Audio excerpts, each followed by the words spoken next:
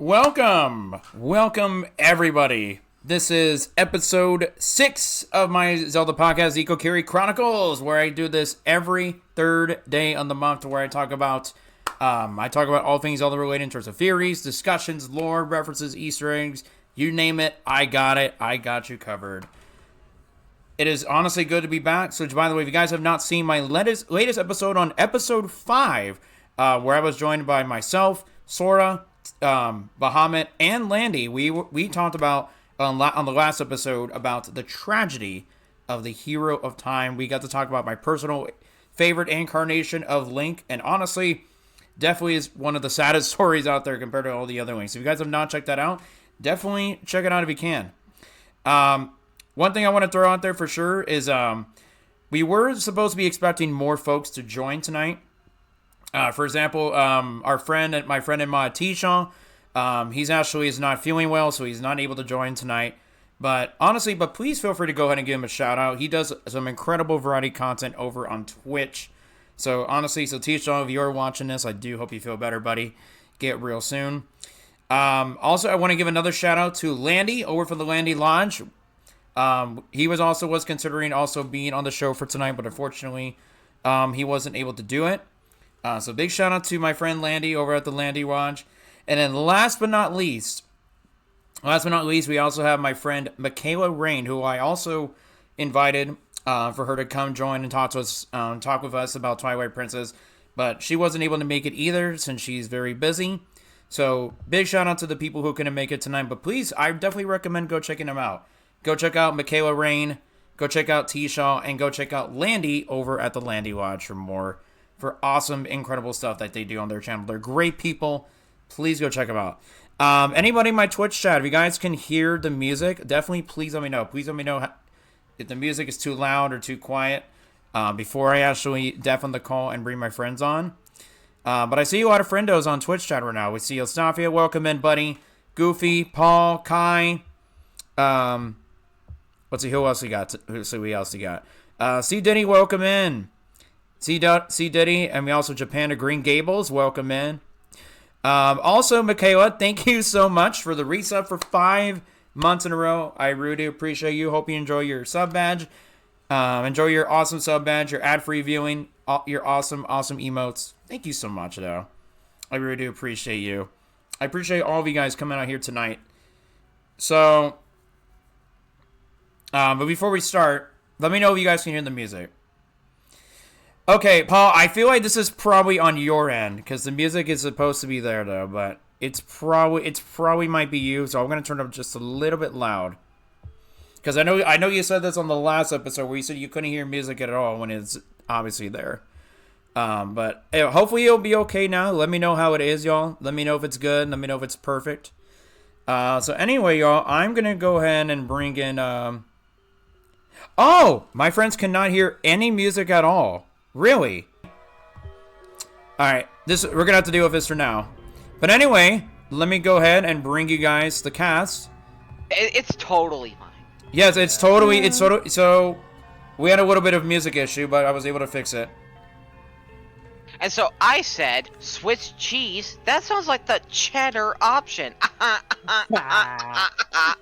Ladies and gentlemen, welcome in. I brought my friendos. Hello. Hello. How are we feeling today? We are feeling good. As Shulk says, I'm really feeling it. Yes, which by the way, I want to give a big shout out, which by the way, guys, real quick, Michaela's also been experiencing Xenoblade, so she's doing such an excellent job experiencing the series, though. I love Xenoblade. It's so underrated. I'm almost done with Xenoblade Chronicles 1. Almost done with it. Let's go. Also, anyone on Twitch chat right now, if you guys are listening to the music, let me know if the music is too loud, if it's at perfect pitch, and you guys can hear everyone fine. But also, if anybody's watching this on YouTube as well, be sure to go in and do the following by liking, sharing, subscribing, all that good jazz. It really helps a lot. Yes. Anyway, but how are we doing? How are we doing, y'all? We are good. Complain. Wait, did you just say good morning? She says she can't complain. No, can't complain. I thought she said good morning. I was like, I mean, it's morning somewhere. I was gonna say it is morning somewhere, but not for me. No. Oh my Morning god. on the other side of the planet. Um, Somewhere. but anyway, Technically morning for me. we know that we have a couple of familiar people who have been here before. But guys, I'd like to welcome y'all, special guest Michaela, aka gluten-free waifu, for finally being a member on the show. I know. I wanted to do the Breath of the Wild one before, but of course I was busy during that podcast. Oh, that is totally fine. But anyway, why don't you guys go ahead and introduce yourselves real quick? So we'll start with Michaela, of course, since she's new. Yeah. Yeah. Okay. I feel special. Hi everybody. If you guys don't know me, my name on Twitch or YouTube, Instagram, Twitter, whatever, is Gluten-Free Waifu, or my real name is Michaela. I am a full-time JRPG streamer that focuses on first playthroughs. My all-time favorite franchise is Pokemon. And yeah, I have been on Twitch for 3 years now. Let's go. We love to see it. But also, guys, she does incredible JRPG streams. She's got excellent taste. Thank you. Agreed. Okay, Excellent. and then next we also got Mr. Sora. Well, thank you, Kokiri. So I'm pretty sure I require no introduction, but just in case y'all haven't heard of me, I'm Sora850. I mostly stream Kingdom Hearts, Legend of Zelda, and other various JRPGs, and I also have a day dedicated to childhood games, which is on Thursdays. I also exist on this platform just to troll people, aka Kokiri and T-Shaw, for example. I troll them a lot, and I troll Kai a lot as well. Yeah, as Goofy said, I am the meme lord. That name was literally given to me by Kai, though. So, I am basically the dedicated meme lord of this community, and I love it. So yeah. Okay, and then, Bahamut. yes, Bahamut. Hello everyone, I'm DarkBahamut9. Feel free to just call me Bahamut though, most people do. But yeah, I'm a variety streamer, but I mostly focus on RPGs and other such games, Demo Cry, Resident Evil, so on and forth. And yeah, I've been on Twitch for about almost a year now, and it's been a good time. Nice. And I've managed to, meet some great friends like, Sora and Kokiri, and of course my most recent friend. I've met Michaela most recently. I don't regret any of it. But yeah, guys, I'm really glad to be here for the second month in a row as well, actually. So yeah, Let's go. I'm glad to be here. Okay. Go. So before we get into anything, real quick, I gotta ask this one important question. Y'all's first, how were y'all first introduced to Twilight Princess? For me, I started back on the Wii back in 2012, and after playing it, it was such a mind-blowing experience. And then later on down the line, I tried a little bit of the GameCube version. I'm gonna have to do a full playthrough of it for the first time one of these days. And then, of course, we also got the glorious HD version, which surprisingly, no Twilight Princess HD on the Switch. Yeah. Rip. Wii U owners be happy. But what about you, Michaela? How did you first get introduced to Twilight? It was on the Wii when I was in high school, and I honestly wouldn't have probably played it if my boyfriend at the time brought it over and then we played it together. So that's how I got into it. Mm-hmm. But that was technically my first Zelda game into the franchise. I never played it before then, but I always wanted to. But Nice. that's how I played Twilight Princess. Is, I saw him playing it and I was like, ooh, this is dark and grim and I love it. So Nice. Let's go. Sora? So the way I actually got introduced to Twilight Princess, you could say it was technically on the Wii, but it was the GameCube version. So Okay. in my opinion, it counts for both. So years ago, I actually would go to my IRL friend's house a lot, and he actually played Wind Waker and Twilight Princess. He actually brought them over to my place once and played them on his GameCube. But whenever he actually gave me all the GameCube games he had at one point because I don't remember the reason, but he did. And that was when I actually got to play the GameCube version of Twilight Princess on my Wii for the first time, and it was a trip. A good trip, but it was a trip. And I think a couple years later, I actually bought it on the Wii, and I actually 100%ed both the GameCube and the Wii version. So. Oh, let's go. So yeah, my introduction to the game was actually through him. Ooh, fascinating. We definitely do love that. And Bahamut. Well, me discovering Twilight Princess was actually when I first saw the trailer, the release trailer when I was a kid. Ooh, all the way back. Okay.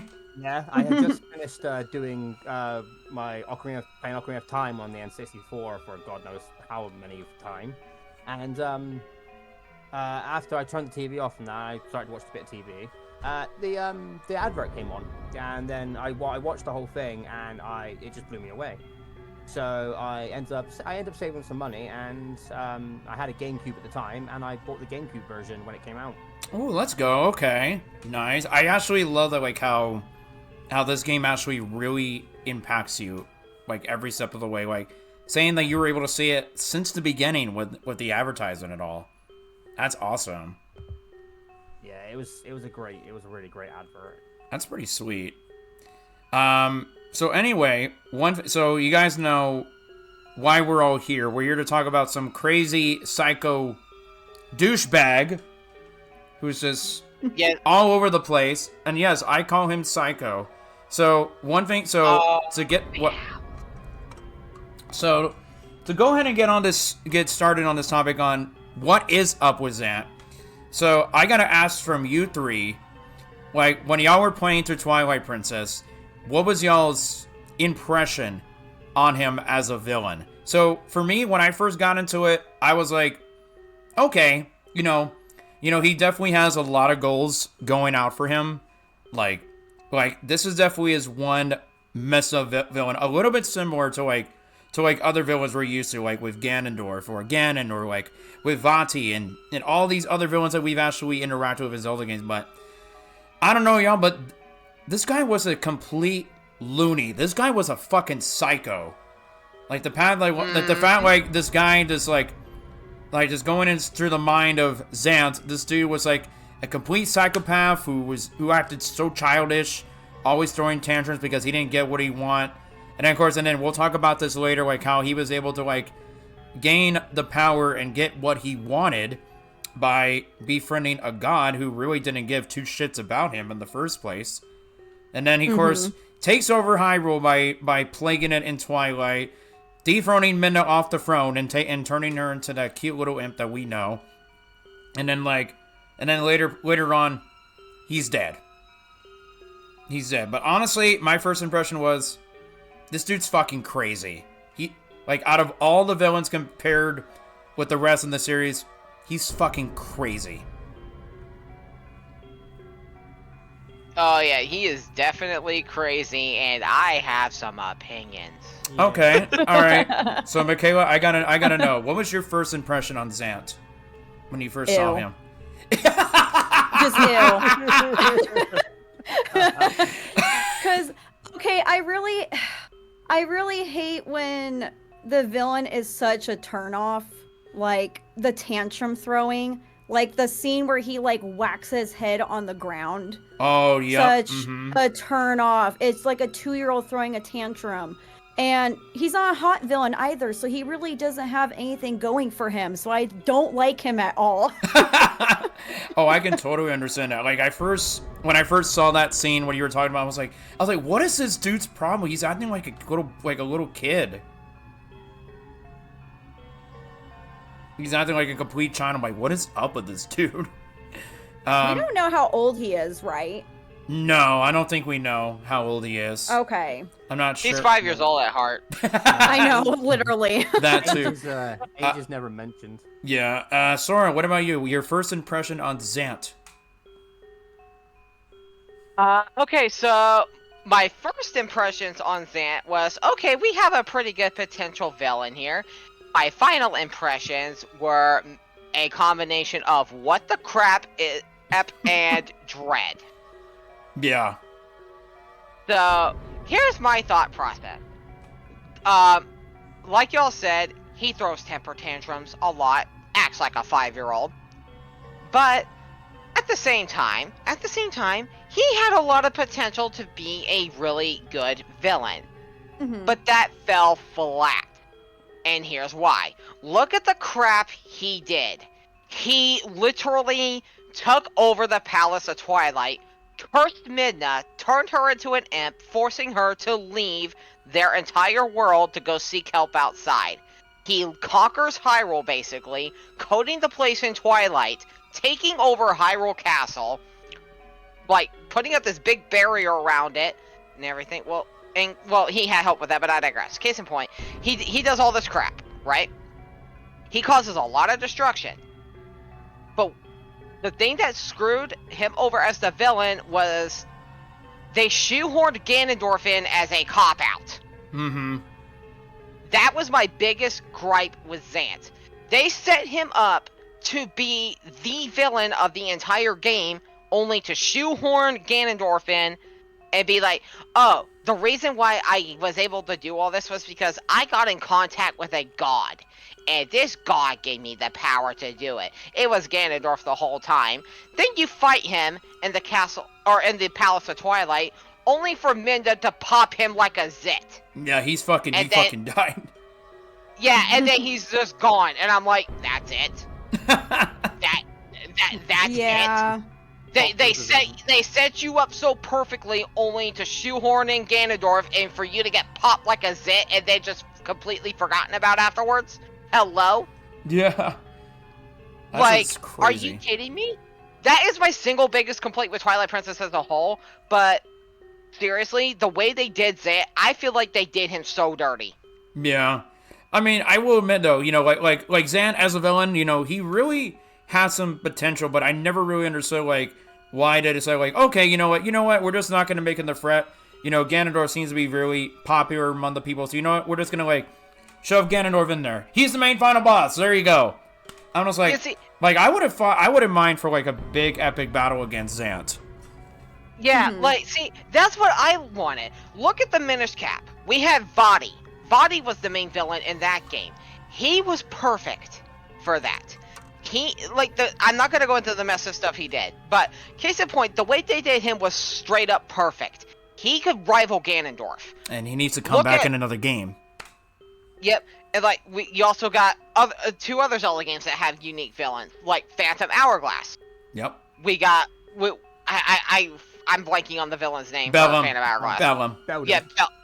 Bellum. Bellum was, I mean, you don't really see a lot of foreshadowing with Bellum, but case in point, once you find out everything about the Phantom Hourglass and what Bellum's up to, you got a pretty screwed up story here. Look at Spirit Tracks with Malladus, a freaking demon that was sealed away, and basically the seal was weakening only for this demon to resurrect and kill everybody. Yeah. All of those were unique villains, and Ganondorf was not even in the picture. Oh yeah. But why isn't with Twilight Princess we get a unique villain that is being set up only for it to be tossed by the wayside for Ganondorf to be shoehorned in? Yeah. Also, give me 1 second. My eyes kind of burning real quick. My microphone. Okay. I'm going to take real quick. Hold on. And then Alrighty. something happens to All Zant right. in the middle of that. Okay. Yeah. Okay. I'm going to have to cut that part out for the video though. I'll be sure to cut that. But You're yeah, good. I totally do get that, Sora. Yeah, like, my thing is, I wish that they just didn't include Ganondorf in the game and make Zant the only villain. That, if they had done that, Twilight Princess would have been so much better. Yeah. Bahamut, what about you? What was your first impression on Zant? Well, of course, when I first saw Zan, I was at the tender age of 13, so I wasn't much I didn't think of him much. Like I found him creepy. Oh yeah. But I was a bit thoughtful back then as well, and the more I watched him, the more I started to think more about like him as a character, and I have to say respectfully, I actually disagree with how Sora described him. No offense meant, of course, Sora. Hey, none taken. Just personally for me, I see what Sora means. You know, it did feel like they wasted opportunity with Zant, but to me, Zant seemed like a very good addition to the series, and because the way he came off was, you know, he was cool, he was calculating, he was cunning, he was crafty, and he made for a very good. He had a very good villain aesthetic. You never knew what he was thinking. You never knew what he was planning, what he would do next. Yeah. He had the power. He had the mystery, and it made a very, very good villain. Mm-hmm. And the thing that a lot of people have, and Sora obviously brought this up very well. The thing that I've seen everybody like have like problems with is the fact that a lot of people say Gandalf was shoehorned in. I actually think they did Zant and Gandorf's relationship quite well if you look at it from a different perspective. Yeah. Because it's like Michaela said earlier as well, where the part where Zant bashes his head and has a tantrum on the balcony. And then of course we see Gandalf arrive, and he appears to be a sort of god towards Zant. Mm-hmm. And I think that makes for a very good relationship for them, because obviously Gandalf is not above manipulating people, and you can see he does that with Zant, and then of course later we see Zant obviously go insane, which I have my own theories about that, but I can always get into that later. Yeah. Oh yeah, absolutely. But, yeah, because I got my own theory about that moment and him going insane. Oh But, yeah. like I think him and Gandalf do actually do well to tie up the story together. Because yes, Zant is just a puppet of Gandalf, but to find out for Gandalf to basically use Zant to revive himself and then basically just toss him aside, it helps fit in with Gandalf's MO. He doesn't care. He's a Machiavellian. Mm-hmm. He's a Machiavellian. He doesn't care who he hurts, who he steps on, who he uses, unless he gets what he wants. And I think that adds to it very well with how he treats Zant and just sees Zant as nothing more than a tool. And I think Zant is honestly just a very good villain. Do I think he could have been done a bit better? Yes, he wasn't perfect, but he was definitely very good. And I definitely love what they did with Zant. I think he's definitely one of my favorite villains in the series. Yeah. He's definitely one of mine too. Yeah, it's just. But my single biggest gripe with him, though, I'm not saying he's like a terrible addition to the series. He's not a terrible addition. It's just I just feel like they did him really dirty. Because look at what happens when you get all of the fused shadows. The moment you leave the temple, like the third temple, with all the fused shadows, here he comes. He spawns at the fairy fountain. He is a massive threat because the whole place is blanketed in twilight when he shows up. They couldn't touch him. It's like he was invincible, and he was literally able to basically cause Link to get hurt and cause Midna to get very injured, just with the power of his mind. Basically, they couldn't even bring harm to the guy. His straight up presence made him seem like a freaking deity. And that's actually something I like about Zant as well. He waits until Link he's at his highest, not his highest point of victory, but he's got all the few shadows. He's at a high point. He waits to that point, then he appears and just basically kicks Link down into the dirt. It's like, nah, screw all the progress you just did. I'm basically unmaking it. Exactly, but that's part of my problem there, because later on, he basically just gets popped like a zit and he's dead. It's where did all that power you demonstrated go? It just vanished. Yeah, it very just vanished though. But here's one thing there's one thing that we ought to know though. So throughout history and time, throughout the Zelda series, we've always had we've had a bunch of unique villains throughout the series who've had a lot of potential. For example, we had the Demon King Demise from Skyward Sword. Way before, way after his imprisonment from the Goddess Highway, he comes back to take over the surface. He takes on this massive form as this giant, and spoiler alert, he takes, for anybody who has not played Skyward Sword, he does take on that massive form as that giant piece of shit walking avocado. So, for that avocado. Yeah, he takes on that form, and then the hero chosen by the sky, Link from Skyward Sword, defeats him in a battle, and before Demise gets sealed away, he places that curse on Link and Zelda, saying an incarnation of his hatred will rise again, which does later on, that incarnation first starts off as Ganondorf from Ocarina of Time. Then, of course, we had the Wind Sorcerer Vanti, who first started off, as a Minish, but he puts on this magical hat that Ezra created just to grant this wish to become a sorcerer that he wanted to be, to take over both the Minish world and the land of Hyrule, but also wanted Zelda's light force, hence why he turns her to stone. And then, of course, we've had, like, different variations of, like, Ganon and Ganondorf. Of course, we also had General Onyx from Oracle Seasons. We had the Sorcerers of Shadows Varan from Ages. We also had villains like Yuga. We had the Nightmare from Link's Awakening. Let's see what. We did mention about Bellum and Demon King Malladus from Spirit Tracks. We had all these villains who met their demise from a boy in green. But out of all the villains that we've interacted with the most, was this crazy psychopath. Like, here's one thing that we ought to know. Like, way before all this happened, this dude was a fucking loser. Like, this dude living in the Twilight Realm, this guy was such an idiot. He was a loser. The fact that not that many people, honestly, he kind of did feel like in my opinion, he kind of felt like a complete outcast. Not many people actually wanted to be around him. I mean, we don't know about his confirmation about what kind of relationship that he had with Midna back in the day, before all of this happened. But ever since, that Midna was able to get crowned throne to be the ruler, of the Tweely, this frustrated him. And he felt betrayed because knowingly, this was a dude to where, I could have done a better job. I could have been the one who can definitely seek for the better of the people. Because there's one thing I do want to talk about, and you guys can definitely back me up on this later on.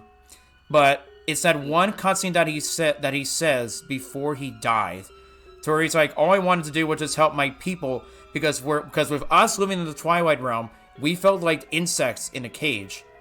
And all this random crap was happening. And then he talks about this, and I think he brings up the divine prank, which of course this definitely leads on to Ganondorf. Like, way during Ganondorf's execution, who later on, uses the divine break to fake, oh, I'm probably dead, but I'm just going to trick you. And then, of course, he still has the Triforce of Power inherited within him, thus killing the Sage of Water and taking the blade with him to be sent away to the Twilight Realm. And then from there, just like Zant says, I befriended of God, and that's when he befriends Ganondorf, even though Ganondorf didn't really care for him, to be honest. So, from there on, they pretty much shared a power together. Because Ganondorf's like, whatever power I have, I'm going to give that to you. So we gotta keep in mind that Zant and Ganondorf had a shared entity, like a shared power together. So kind of like a sealed contract. So it's like, whatever I have is what you have. We can tell that the entire time, Ganondorf was mostly just using Zant like a pawn. Like, Zant was just briefly was another pawn to Zant. Like, even though he was able to, Zant was able to go through so many trials and lengths to, come to Hyrule, does also turn his people into the freaking Shadow Beast. And then, of course, he puts Princess Zelda in a life or death situation to where, she definitely has to end up surrendering the kingdom, thus plaguing the entire land of Hyrule into Twilight, dethroning Midna off the throne and turning her to that little imp that we know. And, literally, this dude had a lot of potential on wanting to be that villain. Behind that massive giant helmet of his is a Tweely who's just obsessed with greed and power and but in his mind he acts like a child, just throwing tantrums, not being able to get what he wants. And then later, as soon as he finds out, I'm not getting able to get what I want, so I end up meeting my demise. Thus, meeting my demise after Midna straight up kills him with all the power that she had. And then later on, we do find out that, I'm not the real deal here. It actually was Ganondorf. Ganondorf actually did all of this. I'm not the real threat here, and blah blah blah. And then all this happens around the end of the game, and then you guys know what's coming on. The hero of Twilight finally defeats Ganondorf in a fight. So, and of course, we'll get to that. We'll definitely explain Ganondorf's death later on. We'll get to that, especially the memorable neck cracking. We are going to talk about that as well, the neck crack. So, I had a feeling that was gonna come up. Oh yeah. We're gonna talk about the neck crack. So, so honestly, like, this is just a dude who briefly had to accept death after losing to a fight, and then of course is like, you know, he like definitely just looking upon his god to see is like, okay, well, if I can't kill this kid in green, then maybe my god can kill him, which of course we all know he fails. So and thus Ganondorf was trying to use that Triforce of Power to like revive himself, but basically, in my personal theory, it's Zant was just like, hey, remember how we shared that power together? Well, you know what? I'm not reviving with you. If I'm gonna die, then you're gonna die, whether you like it or not. Taking you with me, punk. Pretty much. Yeah. I've actually got a theory about that neck crack that I'll happy to like talk about later as well. Yeah, absolutely. Yeah. But well, yeah, Sora. Well, I was gonna say one more quick thing on the topic. I actually really like the way you and Bahamut both brought up the whole contract and like relationship with Ganondorf and Zant. I never really thought about it in that sense. I still feel like they should have shown it a bit more, though, to be honest. Yeah. I'll still stand by that, but I do love the way y'all brought that up. Yeah, Mm-hmm. it's not very like pronounced, kind of like, it's not very like, yeah, not a very like, I'm trying to find the right word, like, it's not very like gone into depth with that relationship in the game. I see. You kind of have Yeah, to, because like, add it. yeah, because like the way I perceive it, it's like Demise and Girahim. Girahim made it clear as day what his intention was. Like he made it clear as day that he was trying to help revive Demise, and what his whole intention was. Yeah. Nothing with Zant and Ganondorf was ever truly mentioned until the end, basically, or Pretty rather much. until the end of Zant. Like I feel like that was done better personally. That's my take on it going forward. But yeah. Yeah. What about you, Michaela? What do you have to say about all of this? I definitely look at it differently now when I rewatch the cutscenes as an adult versus a kid. Because when I first saw it as a kid, I thought, like, you know, because Zant's kind of like a puppet to Ganon. And I thought Ganon was the one that snapped his neck. And it's like, yeah, I'm done with you, whatever. But now that I rewatched it, I feel like it's more a symbol of how Ganon did possess him, and they kind of like are one. And then when Ganon died, Zant died. Yeah. More like that kind of thing. But I don't have like any more of a deeper understanding of it or anything, like any other theory. I just kind of looked at it as, oh, they're connected and they just died. So, but I don't have like a deep lore understanding of or anything, but just like, okay, they died. It just kind of confirmed for me that Ganon was dead. Yeah. Like dead, and he wasn't gonna come back like 5 minutes after Link and Zelda were done with him. So Pretty much. Yeah, like, honestly, we can say, like, you know, like, this was a villain who had a rough start at the beginning, then he suddenly rose and started to be successful, and then he just fell into just straight up, he popped, and he's dead. mm-hmm. So, Pop like a zip. pretty much. It was underwhelming, in my opinion. It really was. That was very underwhelming. I'll agree with you there for sure. Yeah, it really was. But now one thing I do want to talk about is now we are gonna definitely get into this, but I do want to talk about like the shared powers that both that both Zant and Ganondorf shared, which also we're also gonna tie into the neck crack, the one that caused Ganondorf to meet their demise. Please, you know you want to include Link on this. I know. He was clearly a secret villain. Oh yeah, he's like, you did this to me, die. So we definitely got to know one thing, Zant definitely comes from like a tribe who like, or what the people of Hyrule like to call him as the interlopers, because these are the same people. These are the same people who definitely like, created, the Fused Shadow, and like, they perform dark hexing rituals, which by the way, definitely sounds a little bit similar to a certain dark entity that was also created by a tribe who performed dark hexing rituals, which of course I'm looking at you, Majora's Mask. Please, I don't know what you could possibly be talking about. Which definitely, I honestly, do theorize. I do theorize for sure.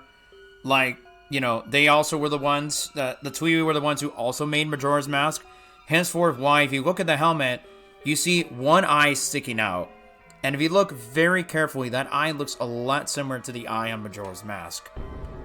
So, oh yeah, definitely. It's definitely a strong theory that this is the tribe who performed dark hexing rituals. But going back to Zant though, being this psychotic Twi'lek who felt like an outcast and like literally felt betrayed, like as soon as the people saw potential in Midna being able to like be the ruler. So with him getting all frustrated, he's like, I can't have that. I can't do anything because everybody knows what a complete loser I am. What a complete freaking psychopath I am. So, you know what? I'm going to show them all. I'm going to show everybody what it's like to be a ruler. So you know what? I'm going to go find me a god. And I'm going to do all this crap until I get what is mine. Yep, and I just have to say the look of ambition on his face when that is all revealed terrifies me. Yes. So, one thing I want to say, of course, I was definitely talking about this earlier. So, when Zant first confronts Ganondorf, in the Palace of Twilight, this dude, Zant was like in complete desperate need of power. So when he talks to Ganondorf after Ganondorf's execution, Ganondorf says like, if you were to join forces with me, I can give you the power that you want. I can give you anything you want. But pretty much whatever power that I have, my powers will be yours. But you just got to do exactly what I say. So basically from there, Ganondorf was just using Zant like a puppet, like a tool. Ganondorf didn't even care. I mean, I kind of felt like at some point that he was probably going to betray Zant down the line. But as soon as they befriended each other, it felt like a complete sealed contract. So where it's like, they share the power and once forth. Because honestly, diving into the cutscene where Link gets all the Fused Shadows, so he was able to get, the Fused Shadow to where Link wasn't even strong enough to even take down Zant. And thus, Zant being able to weaken our cute little Twilight Princess. So, honestly, where I feel like that this power also came from was a combination of the Fused Shadow and also Ganondorf's Triforce of Power. Because keep in mind, they're sharing a power together. So if Ganondorf has the Triforce of Power, then he's sharing it with Zant. So that means Zant has a little piece of that power. Mm-hmm. So basically, they're all doing this work, being able to play the land of Hyrule into Twilight, being able to overthrow the kingdom, cause Zelda to put her in a life or death situation, and then going through so many lengths to take over Hyrule, thus trapping Hyrule Castle in a massive barrier with the help of Ganondorf. Because Ganondorf actually did that part, mostly. With the whole barrier thing. Even though we all thought it was Zant, but it definitely was part of it. And then later on, after seeing that cutscene, in the Palace of Twilight, to where it's like, oh, I was just a dude who was just obsessed with power.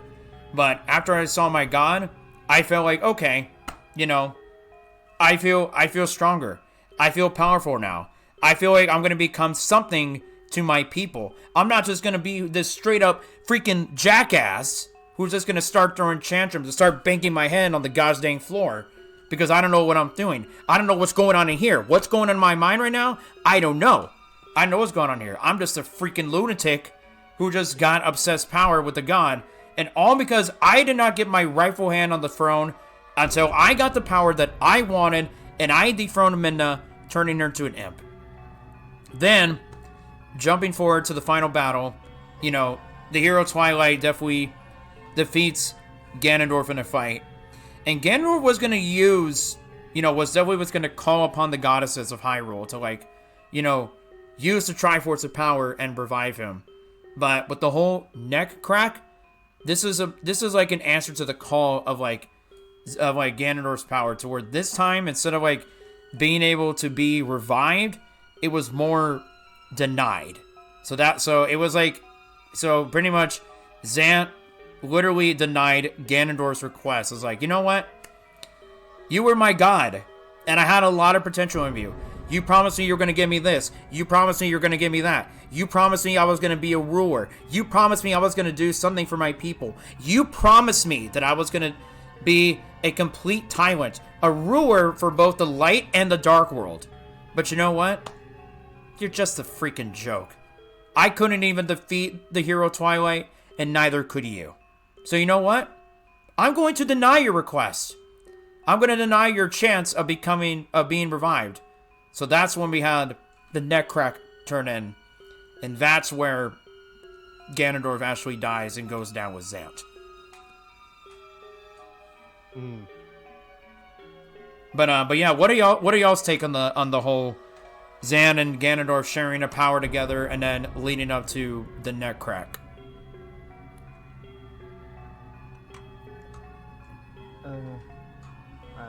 I guess I'll go first then. Yeah, right. Go ahead. Well, what you said about the shared power and that actually ties into that theory I mentioned earlier. Yes. About the neck crack. Well, of course, and obviously, you know, Michaela obviously mentioned, you know, the balcony scene earlier. I think it ties in with that as well, because obviously I said at the start of, I said earlier on that, you know, I've always seen Zant as, you know, cool, calm, and calculating. And with what you said as well about, you know, that line where he says, you know, we're insects in a cage. Yep. Like, I can't help but the way I look at it is Zant truly cared about his people, and he wanted to help his people escape the Twilight Realm and flourish as he felt they were supposed to do. Yep. And of course, when he didn't become the ruler, naturally, you know, he felt that was his only hope dashed, and hence why he got the way he did, starting, you know, having the tantrum. Yeah. And yeah, and of course, you know, he gets the shared power from Ganondorf. He gets the part of Ganondorf's power, because Ganondorf even says, you know, I will house a part of my power inside you. And I think this actually ties in with my theory about his personality as well. Yeah. Because obviously throughout the entire game, we see him use the power, but we never see him something I've noticed people don't really look at is how the power affects him. Yeah. Like, we see him he remains cool, calm, and calculated until he gets to the Twilight Throne, and then we see him finally snap. And as you can see it as the conversation goes on, you know, he starts out, you know, nice and calm and cool, collected, you know, talking like civilized. Yeah. But then he starts, you know, flexing and doing all these eccentric movements and that, and you can slowly start to see how the power is affecting him, the way I look at it. Because obviously only Ganondorf was meant to have the Triforce of Power. That's been established that he's always fated to have it. Yes. So the way I've looked at it is having that part of Ganondorf's power inside of him took a massive strain on Zant. And the part where, you know, we see him go nuts in the Twilight Realm, that's when the strain got too much, and he finally it started affecting him mentally, and he started to, you know, to lose it. And then of course, you know, like Sora said as well, you know, he basically dies unceremoniously. Yeah. But yeah, and I feel like, yeah, the power definitely affected his mind in my theory. I theorized that, yeah, that it affected his mind, and that's what made him snap. It got too much for him. Yeah. Mm-hmm. And then this, of course, ties in with the neck crack, where I like what you said about where it's like, I'm taking you down with me. But one way I've always looked is after Zant's dead, he's no longer under the control of Ganondorf. He's no longer under the thrall of Ganondorf. You know, the power is basically not, it can't be affected by it. And the way I've always looked at it as, in that last moment in Ganondorf's death, just before Ganondorf dies, Zant is using whatever control he has over that little shred of power. Yeah. And he's basically looking at Ganondorf like, you used me as a puppet, so now I'm going to end it. This is my revenge for you using me like a puppet and trying to use my people. And then he just snaps his neck to kill Ganondorf himself. Yeah. To get that revenge for how Ganondorf treated him. Yeah. And I can't help but feel like it's a nice like redemption thing for Zant as well. Exactly. You know, yeah, and I definitely do where you're definitely getting at Bahamut. And honestly, you know, where you definitely are trying to imply as well, with the way like kind of like, oh, I felt upset, you know, I did all of this, you know, I had a trust in you, you know, in my God.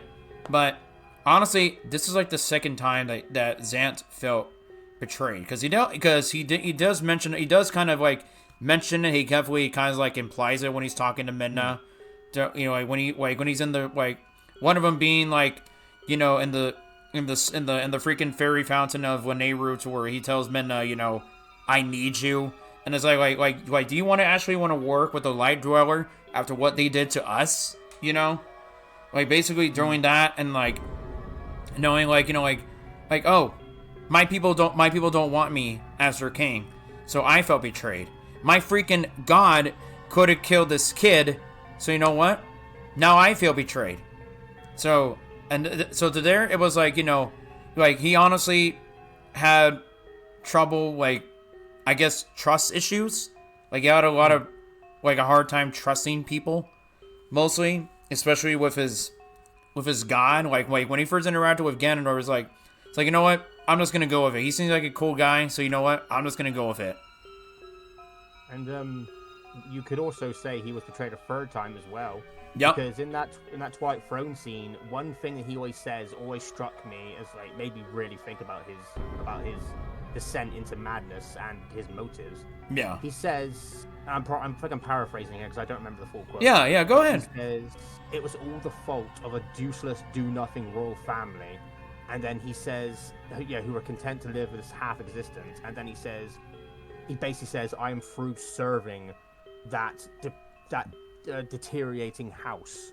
And I can't help but feel that he basically feels like he's been betrayed by the Twilight royal family for not being become Twilight King and not being able to help his people try and get a better life, you know. He probably feels like a third betrayal from that. He's obviously is referring to the people of the Twilight Realm. Like henceforth, you know, it's like, you know, he felt betrayed because he felt like, you know, he had potential into helping his people, but, you know, they didn't see any potential in him at all, and this is why, you know, they gave more of that power towards Midna instead, and Zant was just furious about it, and kind of like what's kind of mentioned going back and forth, like how, like, you know, because like you had people in Hyrule who lived in the light world, and then you had the people in the Twilight Realm towards this pure darkness. And it's kind of like what a lot of people say, especially Zelda at the end of the game, to where she says that light and darkness cannot exist in the same world, as they're like two opposite sides of the same coin. Mm-hmm. I definitely did want to bring that part up because Zelda actually does say that. Kingdom Hearts much? Yes. Yeah. Very Kingdom Hearts. But yeah, like in terms of watching the cutscenes and all this stuff, Michaela, what do you have to say about all of that with the power and that neck crack at the end, where it's like, okay, you're gonna die with me? I'm definitely gonna bounce off of what Bahamut said when it comes to the personalities, because to me, since Ganon and Zant shared Ganon's power, I feel like all the cool and collective moments of Zant where because he really tries to manipulate Midna because of the light dwellers. And to me, Zant is not the manipulating type. So I feel like that's more Ganon in my personal view and not actually Zant. And then when we do see Zant, you know, towards the end throwing a temper tantrum, stuff like that, that's the actual Zant. that's why I personally don't like Zant as a villain, because I think, to me, it's more of Ganon, who's the cool side of Zant, like, kind of taking over and whatnot. But I will give him credit for being cool about the net crack, and it's kind of like a F you to Ganon, is like what you guys were saying earlier, too. So that's, like, the way I go about it. So that part definitely, like, redeemed Zant for me, but besides the part with him transforming Midna, I think that's the only part where I'm like, oh dang, like Zant's like really powerful and evil and cuckoo for Cocoa Puffs and whatnot. But to me, I think it's more Ganon. But I'll give him credit for the neck snap, because even though it was underwhelming, I wish that scene was more dramatic. I feel like it still had a really good impact at the end game. Yeah, it really did. And honestly, like, the neck crack is definitely one of the most memorable scenes throughout the entire series as a whole. Like, it's very memorable as well. I think it's definitely in my top 10 somewhere for, like, the most memorable scenes throughout Zelda, though. It's like having that neck crack just, like, take place. Like, holy shit. Sora? So my impressions on it when I first saw it were two things: creepiness and what the heck did I just watch? Like, at the time, I didn't really understand it. Like, and honestly, like, there's a lot of theories with it, and I probably don't even fully understand it. But I love what y'all said about it, where it plays into the whole manipulation thing and whatnot. And basically, like, the end of the contract. The way I kind of view it, like, in my own perspective, though, is, like, let's think about it like this. Ganondorf used Zant as a tool to basically revive himself, right? Yes. But before you fight Ganondorf, Zant dies. Yes. The way I kind of see it going forward is Zant, in some way, shape, or form, is kind of still like watching Ganondorf, kind of like how a demon would possess somebody. Yeah. And at the end of the fight, when Ganondorf dies, Zant still kind of, remaining there in some way, shape, or form, and like, I guess as like a demon type thing. Not literally a demon type thing, but you know what I mean. Mm-hmm. Like, basically, he's still lingering in his spirit. The neck crack is basically his symbol of, you screwed me over, I'm screwing you over at the end of your life now. Yeah. I'm just taking you out with me. Like, symbolically, I look at it as Zant's revenge on Ganondorf for using him as a tool to revive himself instead of helping Zant fully get what he wanted. Yeah, it honestly does say a lot, because it's like I was what I was playing, like, and definitely adding on to what Bahamut was saying too, like, Zant literally from the start, being manipulated again, because we definitely do want to note that and I know we talked about this during my 5th episode about the hero time, and Landy brought this up, saying that Ganondorf definitely plays the role as a very cunning villain. He's very manipulative, being able to be secretive just to get what he wants, to take over Hyrule and all that. So we can definitely say from here, he's for a villain, for being known as the King of Darkness. Ganondorf is definitely the most cunning villain to be very manipulative. Henceforth, why he befriends Zant, even though secretly behind the scenes he doesn't really care about him. And just basically just uses to Zant, he's literally just a literal pawn to Ganondorf. So basically to him it's saying, oh yeah, I seen what you've done, you've taken over Hyrule, you played it in Twilight, you dethroned Midna, you turned her into an imp, you did all of this, you did all that, but you know what? Now what you did, you didn't do that. I did that. And I don't care what you say. So you can get mad at me, so sooner or later you're probably going to find out. But with everything you've done as your so-called God, you're just doing all this work for me. well, I just literally just sit there and just watch you, like a literal kind of like a literal demon. I was. Yeah. Oh, sorry. Oh, you're good. Sorry. Go Go ahead. Sora. Go ahead. What I was about to say, I remembered something else from Zant's death as well that could kind of tie into the whole neck crack as well. Okay, go ahead and share. Well, of course, we know before Zant gets popped, like I said, he looks up like into this, like, you know, he looks up into like the distance, like the ceiling, kind of almost reverently, and, you know, like as if he could see Ganondorf. And I find it, and it's kind of funny because obviously, you know, he then gets killed, and it's like he just basically got disregarded. And I find it kind of funny that Ganondorf then looks up and sees Zant, only for Zant to disregard him and just basically, you know, crack his neck. Yeah. And I just think that's a nice bit of symbolism there as well. It's like Zant is like, yeah, you pushed me aside, you threw me aside. Now, how does it feel? You know, a bit of karma. Oh, absolutely. Also, real quick, we do have a person in Twitch chat. I'm hoping I'm saying your name right, but feel free to correct me. Lord Decius, I hope I'm saying that right.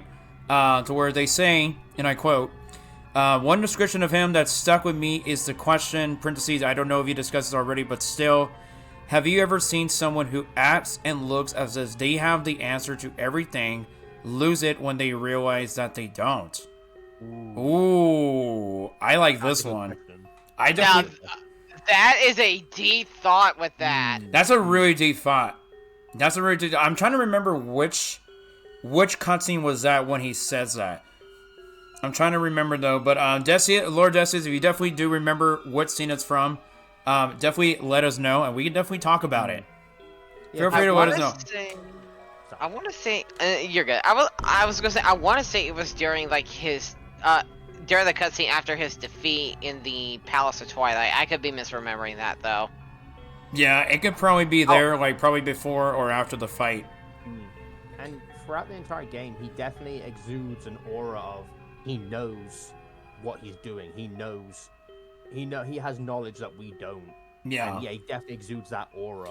Like he really does exceed all that aura. Like for the three, like me, Sora, Bahamut, we see him as this cunning, psychotic villain, and then Michaela's just like, this dude's fucking gross. Ew. I just don't think he's that good of a villain. Honestly, Michaela, you've done it perfectly better than the three of us guys. Just ew. Yeah, I'm just saying you made us look like amateurs. Ladies and gentlemen, gluten-free waifu. No, it's just I feel like, because especially since I just rewatched the cutscenes, and I don't want to like bring up a whole nother debate, but the part where Ganon is fighting the, oh crap, what's their names? Where he gets stabbed with the Sword of Light. Oh, by the Light Sages. The Sages. That's his execution. Yeah, he's just a badass, and he's like, well, I'm gonna pull that out and then kill one of them. And I'm just like, yeah, way better than Zant. Yeah, that's definitely what they call the divine prank. Yes. Yeah, like honestly, like I was literally shocked when Ganondorf kills the Sage of Water and just takes the blade for him before they seal him away. I'm like, holy shit. Yeah, and then he's still using the blade later when he comes back. I'm just like, dude, this man doesn't give a shit. No, he doesn't. But yeah, that honestly is a really interesting quote to think about. I want to read that one more time. Like, I definitely want to talk about this. Have you ever seen someone who acts and looks as if they have the answer to everything, lose it when they realize that they don't? You know, it's kind of like what we were talking about earlier. Zant being able, like at first, before all this, the events of Twilight Princess, definitely feeling like a complete outcast, thinking he has potential, but the one thing that he wanted most was thinking like he can do something for the best of his people, for the Tweely.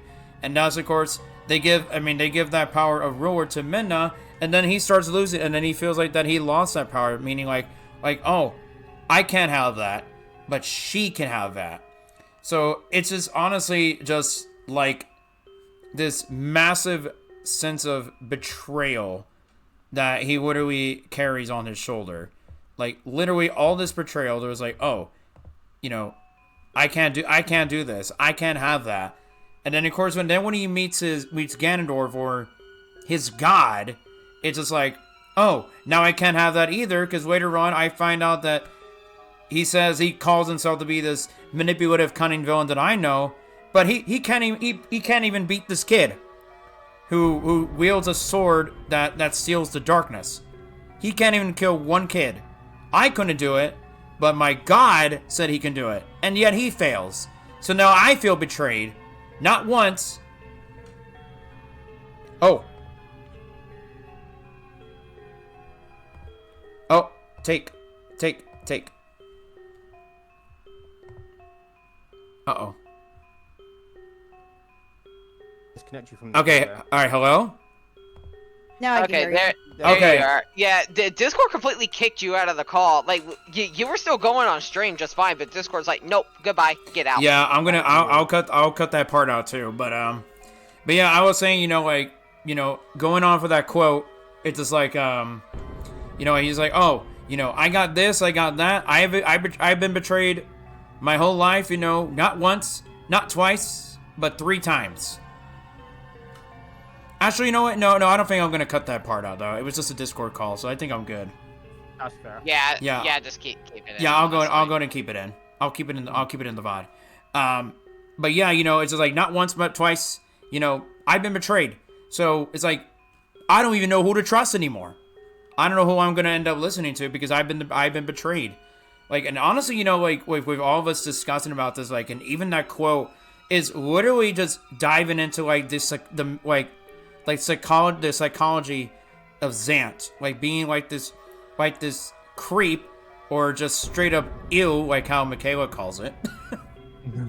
Like he's just this complete creepy, ill-looking psychopath who just is just obsessed with power. So, and honestly, just looking at that quote, what Decius put, this is just a dude who just feels like he lost everything and he didn't get a chance to get what he wanted. He just had it for a while until he befriended his god, and then it's just like, oh, now I can't have that anymore. So you know what? I'm done. I think the whole he acts like he has everything to lose kind of helps with his aura as well, his countenance, because I'm sure many of you might have heard over the years, the phrase over the years, be wary of a man who has nothing to lose. But in this case, it seems like you should be wary of the one who has everything to lose, because he will obviously fight harder for it. He'll be more adamant to keep what he has. Yeah. And Zant definitely wants to keep the power and the where he's at in the game. Mm-hmm. Yeah, he'll stop at nothing to keep from losing everything, regardless of what he has to do or regardless of who he hurts or anything. Mm-hmm. What do you have? What I'd like to know your take on that quote that Decius put, Michaela. I feel like that honestly applies to, I would say 90% of a villain in any form of media. I think they just get blindsided when there's any source of power that they can overthrow something else, and I feel like they don't properly think it out, and then they lose everything immediately, and they're kind of baffled at what happened because they just think power just is the answer. Yeah, exactly. And it's not. Yeah. You need power, strategy, etc., etc. There's a whole rabbit hole I can go down into that in the real world and in gaming world, anime world, whatever. Yeah. But I just think they take it too lightly, and it's super, super unrealistic. Yeah, exactly. Take a look at villains, from other take a look at villains like Bowser or Zelda from Kingdom Hearts, freaking Eggman, and Giovanni from Pokemon. Look at all these villains who are they had this huge obsession with power, and look where they end up, even though they definitely tried their hardest to keep getting back up. But going into Zant, this is the dude to where he just had to at least try to keep fighting, even though he was taking orders from Ganondorf. and then just like, and then later on he's like, okay, that's it. I lost everything. I feel betrayed. I see how it is. I can't have whatever I want. So you know what? I will definitely use the last of my power to like kill you. Even though later on Minna gets frustrated and she ends up killing him. With a mere fraction of her people's power. I'm just saying. Yes. Literally a mere fraction of their power popped him like a zit. That's terrifying to think about. Exactly. Also, yeah, Sora. you're good. I was gonna say I'm actually gonna piggyback off of something Michaela kind of said. Look at what Zant was thinking here. You need power to get what you want, right? Yep. That's what he's thinking. I didn't connect this dot till now, but that lust for power on its own is kind of a link that he has with Ganondorf because Triforce of Power. Yep. Link, Like- get it? Oh my God. Sorry. No, that's perfect. No, that was perfect. Actually, that was perfect. Ladies and gentlemen, gluten-free waifu. Yes. Coincidence? I think not.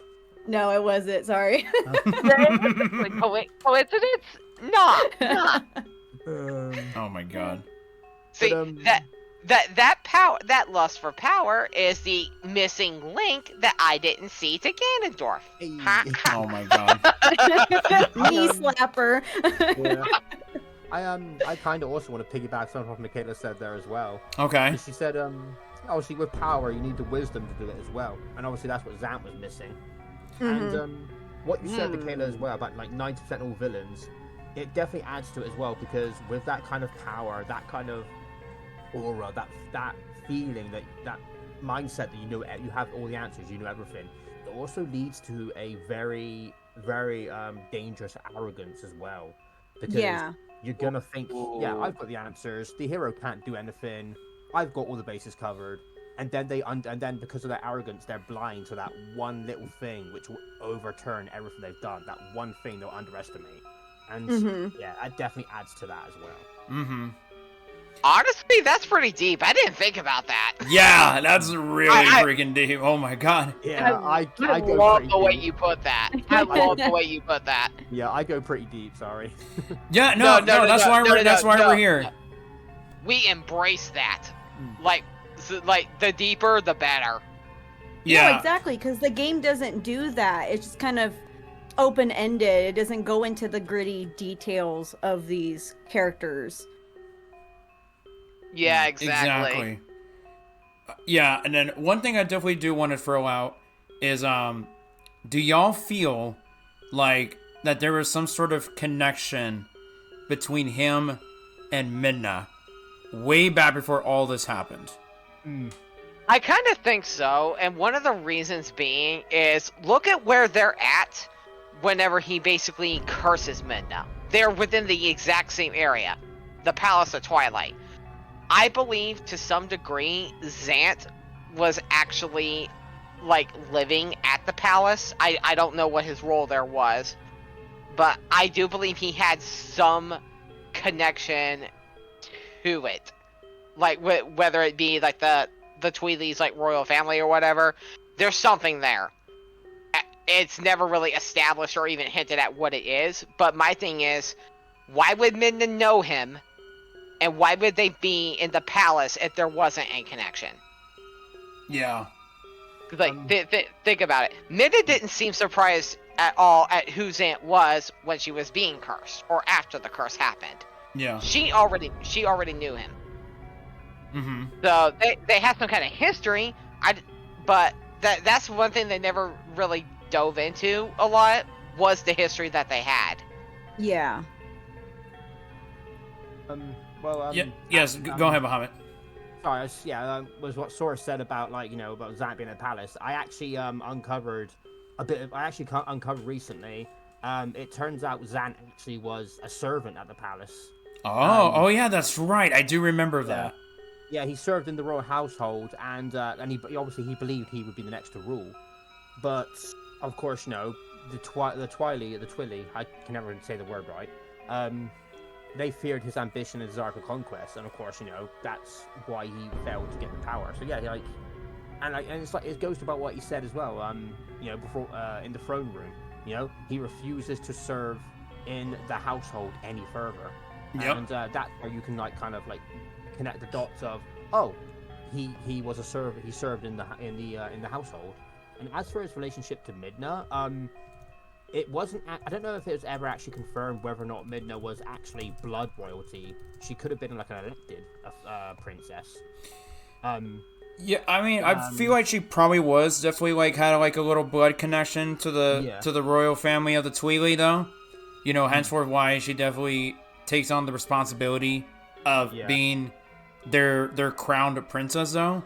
So she probably it probably might be stated somewhere that she also probably had a purpose of serving the royal family of the Tweely, way before she became ruler. She became ruler, and Zant didn't.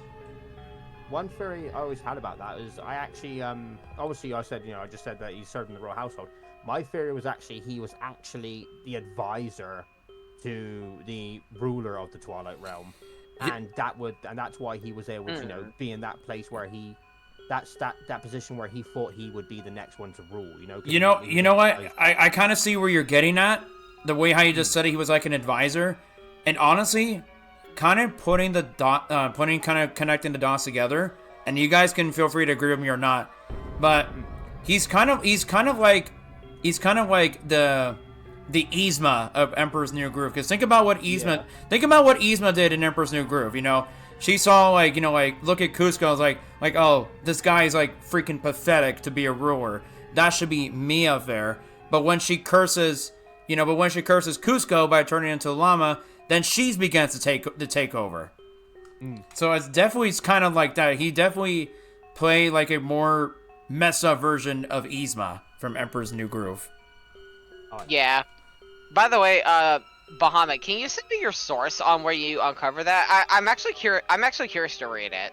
Yeah, sure. I can DM it to you right now. What about you, Michaela? Do you think that Zant and Midna probably had a big connection before all this happened? So I didn't know about the information about him being a servant, but the way I played it in my mind, I didn't think of it being like a close connection, but more of Zant being low on the hierarchy, kind of how Link is. He's kind of like a country bumpkin, a peasant kind of thing. So I kind of thought Zant was something like that, and then he was jealous of the hierarchy. Yeah, that's kind of the way I looked at it, especially when you first see Zant. When he's storming in he owns the place at Hyrule Castle and has no problem telling Zelda, drop your weapon, pretty much. Yeah. That's the way I always pictured it. Him and Link were kind of the same, and they both get a power, and then Zant's just failed. Yeah. Yeah, he definitely went from this iconic nobody to being just a complete failure. Mm-hmm. I'm sorry, but you saying that literally got me picturing Zant in a farmer's outfit holding Zant herding goats. Or what he would say, "Get on down, you little doggies." I could just see him walking up in Hyrule Castle dressed up as a farmer with that pitchfork, aiming it at Zelda, be like, "Drop your weapon."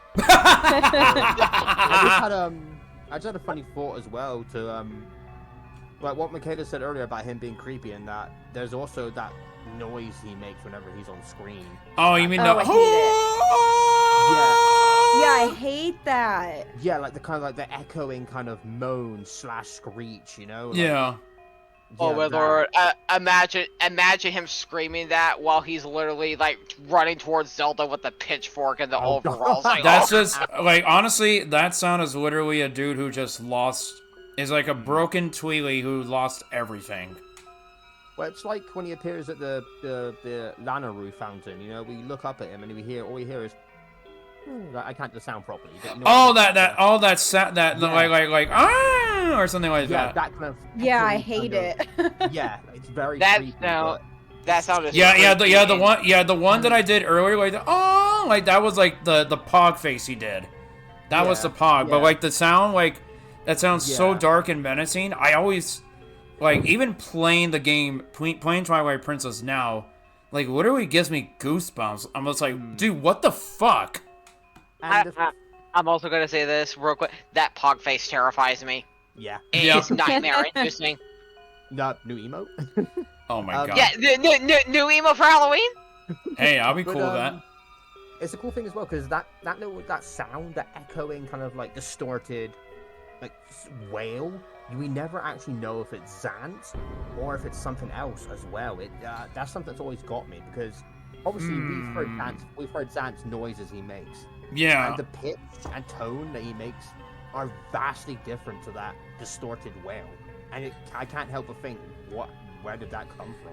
You know, that's a really good question. I never really put a thought into where that noise comes on. Where that noise comes on, and it only happens every time he has the helmet on. It's like every time.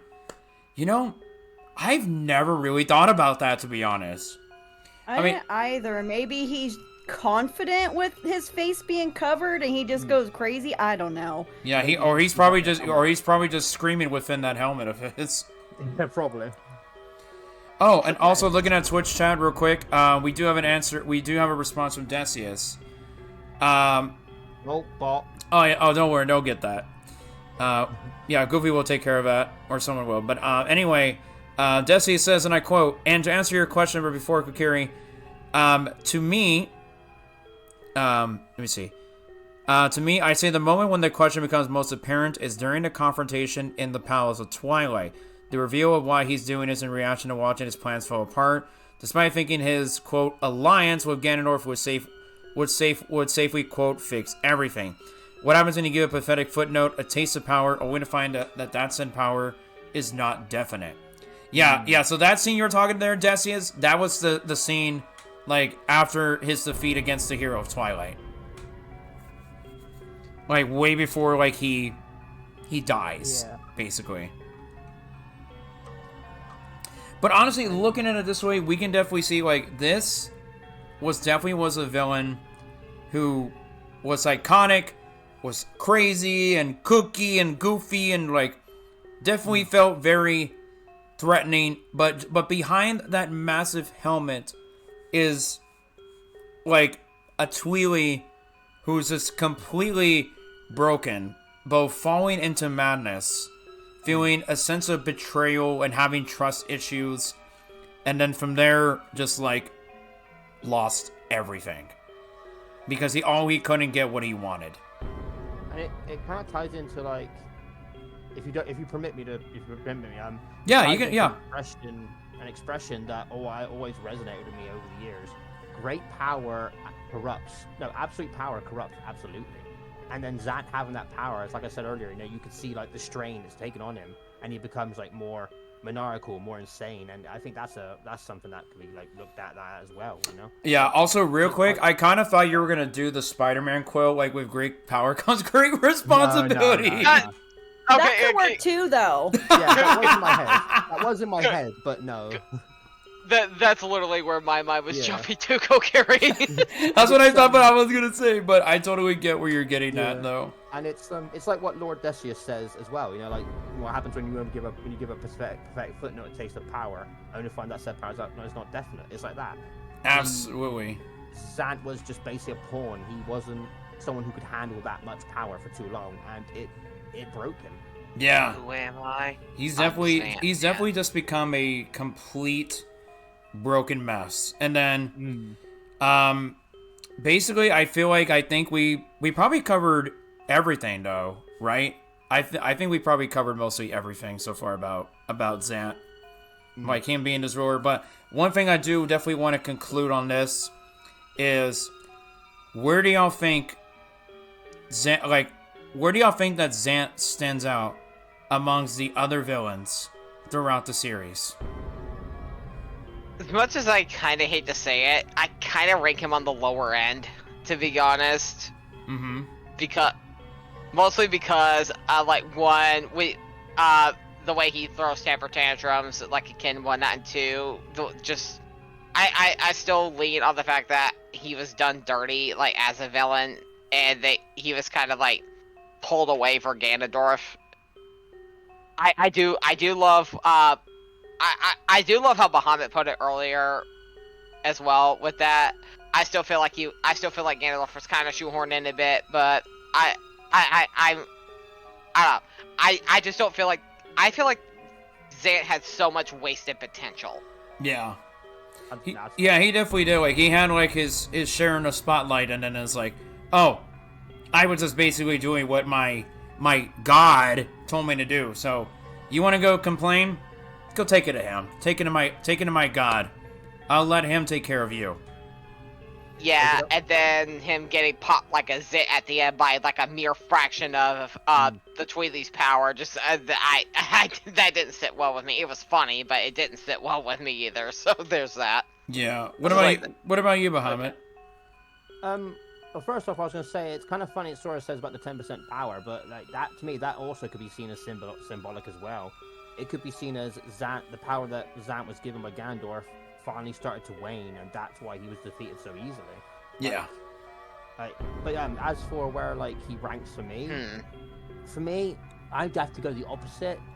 I would say he's definitely number 2 for me, behind Ganondorf. Ooh, okay. He's a unique villain.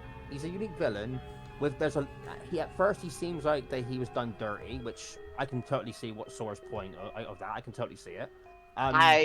I actually didn't think about the fact that his power was kind of waning by that point. That's actually an interesting thought right there. Yeah, that is. Yeah. I don't think it's something people pick up on much or really look towards. But I feel like Zant has, like, again, Sora said he's done dirty, and yeah, he definitely could have done better.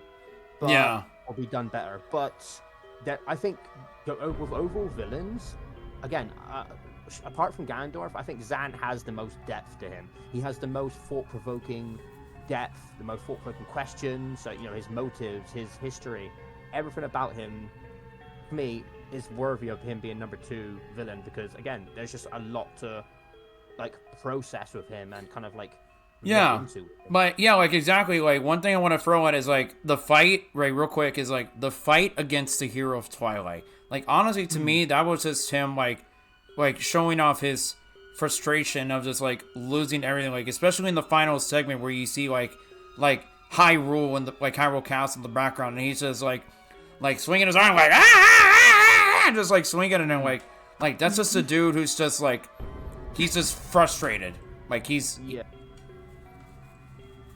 so that definitely shows like a side to him, It's kind of funny as well because he obviously in the final fight he appears in all the temples and that. I like to think that that's him trying to use a bit more power, because as if he's like using whatever remnants of Twilight there is in those temples to appear in those places, or make those places appear. Yeah, absolutely. And what about you, Michaela? Out of almost all the Zelda villains that where does this creep psychopath stand out? I don't know too many details about other Zelda villains, but just video game villains in general. Zant's definitely more at the bottom for me. I would say like more sorcerer-wise, like great. Like cool character, has he could have a lot of potential, has a lot of power, but villain-wise, it's not there for me. And like I said, I feel like it was more of Ganon's doing than his doing. But yeah, he would be like at the bottom for me as of now. Just comparison and like with other series like Final Fantasy and Xenoblade, he just doesn't do anything for me, unfortunately. Yeah, that's understandable. And also, we got a quote in Twitch chat from Decius where he says, where they say the power waning and the mental breakdown he had before, Kokiri suggested as the fight against Link went on, could have left him both physically and mentally vulnerable, so he was slow to react at the moment. I really do like that. I really do like that, because like to me, like that fight was just like him was like showing like all this sense of frustration that he had, you know, like, and being able to like show like, you know, he can be crazy and psychotic. That's why he's like every time he's using like his projectiles or he's attacking or trying to kill Link, you know, he's making all these noises like yeah, yeah, like that's just that's just both the mind of a child and a complete lunatic.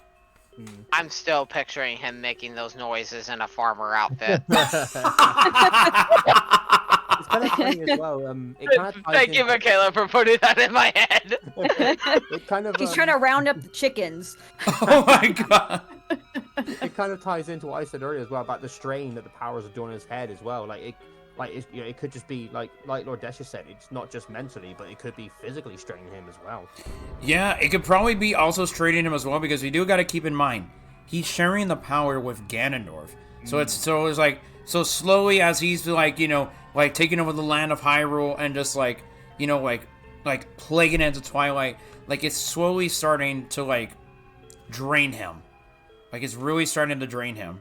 So from there, like after his demise, you know, from Midna, you know, he's just like, you know, he's just sitting back and like, just like looking upon like Ganondorf and see what his god can do, and just to prove that he's better, and just like, you know what, you're just a joke. So you know what, if I die, you're coming with me. Yeah. But yeah, so y'all, this was definitely like, what is up with Zant, dude? Honestly, a complete psycho, crazy dude who was obsessed with power. But the definitive way to put it in Michaela's case, ew. Yeah. Like, honestly, play the game. Just honestly, y'all, she just described Zant perfectly. So the next time you guys play,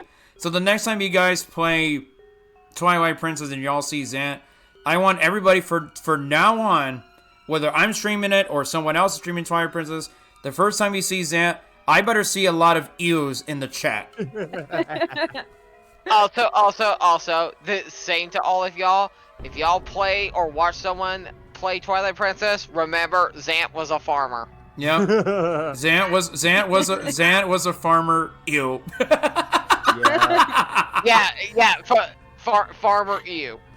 Farmer ew. Farmer There you ew. go. Yeah, farmer ew. Yes.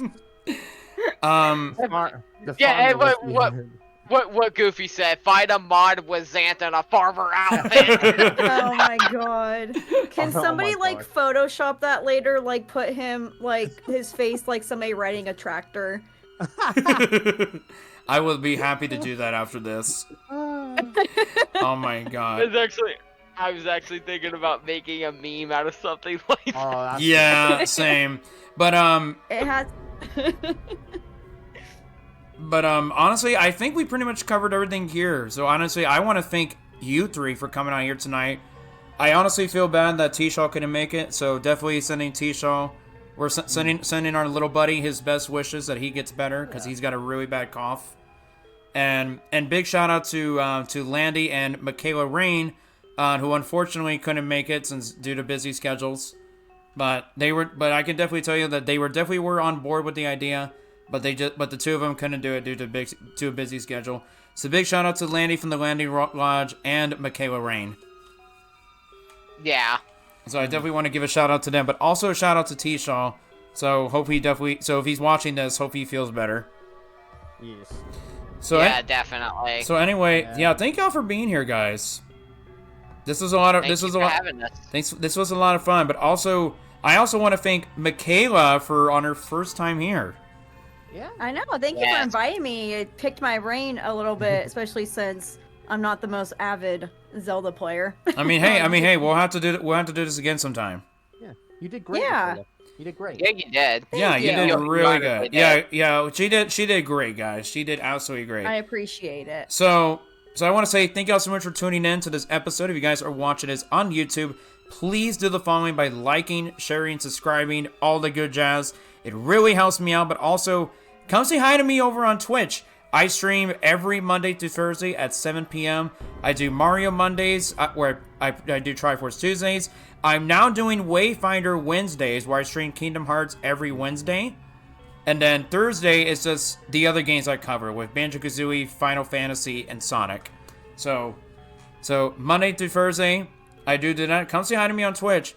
So guys, be sure to tune in to next time for August 3rd, as I will be tuning in to my next episode, and I'm going to be doing this in honor of Link's Awakening's 5th anniversary. And I'm talking about the Switch remake, by the way. The 5th anniversary of the Switch remake. So I'm going to be talking, so for this topic, in honor of the game's celebrating its 5th anniversary this year, I'm going to be talking about the island of Koholint, and was it really all a dream, as what the Witch says. So that is going to be my next topic. So if you guys have played Link's Awakening, that's what I'm going to be talking about. That's going to be our next topic. The big question right here, when it comes to Koholint Island and all the residents who live there, was it really all a dream? Was it really all a dream of the Windfish? Well, maybe it was a dream in a dream. Could be, but we'll just Dream within a dream within a dream. But we'll just have to find out another time. So anyway, thank you guys so much for being here. You guys are absolutely the best. And I will definitely catch y'all next time. Until then, y'all, this has been Board of Kokiri, and I will catch you guys on the flip side. Until then, take care. Bye.